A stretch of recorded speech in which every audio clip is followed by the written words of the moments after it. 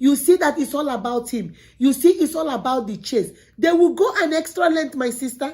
They will. If they notice you like flowers, they'll bring you flowers. Hunters, they are laying in ambush waiting. Anything they say you like, they are waiting for when the animal will be less, focused. When you lose focus, that's when the hunter goes for the animal. That's what those kind of men do. They will give you everything you need to draw you in. But once you come in, you begin to notice he doesn't text. When he was trying to cut you, he was texting you 5 times, 6 times a day, calling you 5 times, 6 times a day. Now you are his. He doesn't call you that often. He doesn't visit that often. He doesn't schedule days that often because you are now a trophy. He got you. He doesn't need. What does the hunter do when they kill their animal? They take the head of the animal and display it on their fireplace.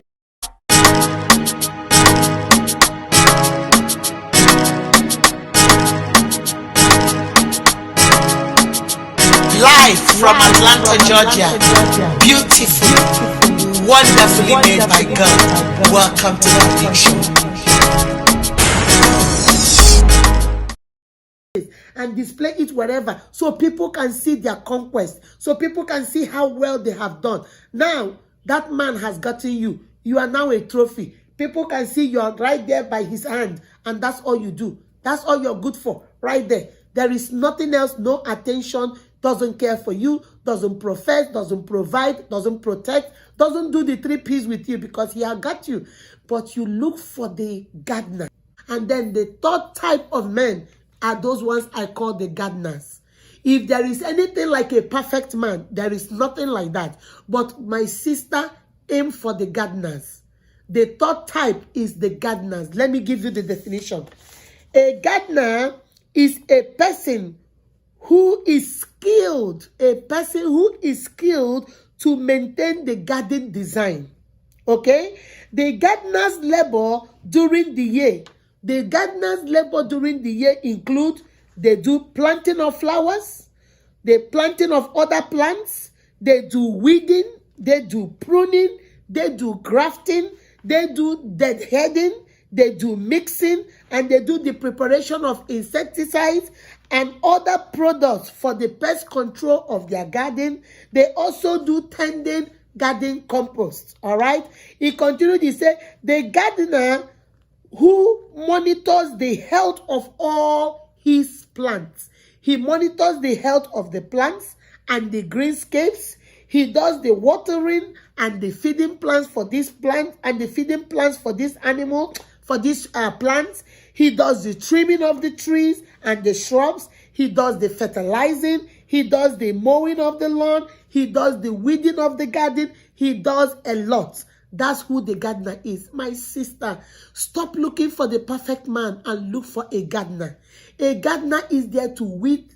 A gardener, all a gardener needs is a seed. Once he sees a woman he connects with, that's the seed. He begins to plant the woman. He weeds the woman. He waters the woman. He adds fertilizer if the woman needs help. That is what you should be looking for.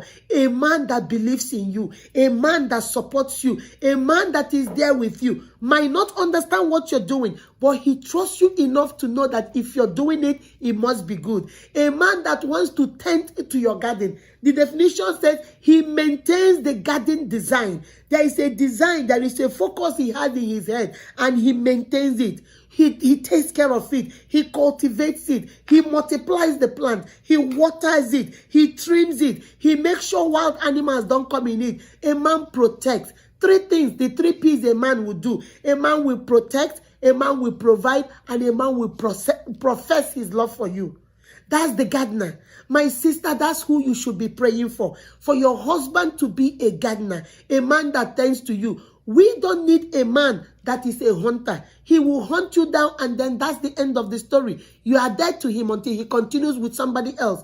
You don't need a scavenger who wants to prey on you because you're broken, you're vulnerable, you don't know who you are, you're desperate. You don't want that man. You need a man that is a gardener, a man that will take care of you, a man that will prune you, a man that will weed you, a man that will make sure that you got what you need, a man that will do what is needed to make sure that this garden blossoms and flourishes, cultivates it and multiplies.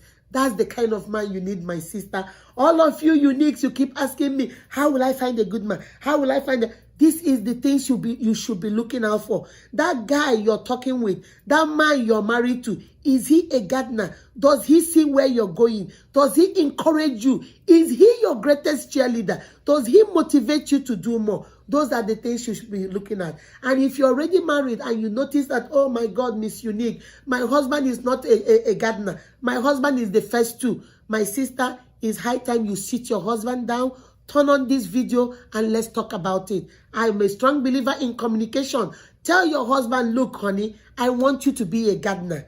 This is what I want from you. Believe in me, cultivate me, weed me, prune me, be part of my growth. Add fertilizer to me if I need fertilizer. Add the products for the week. Do something with me and take care of me. That is what you should be doing. And when you sit down and talk, my sister, my brother, tell your husband exactly what you want. Tell your husband, I don't want a perfect man because nobody is perfect, but I would love to have a gardener as a husband. Remember, you are beautifully and wonderfully made by God.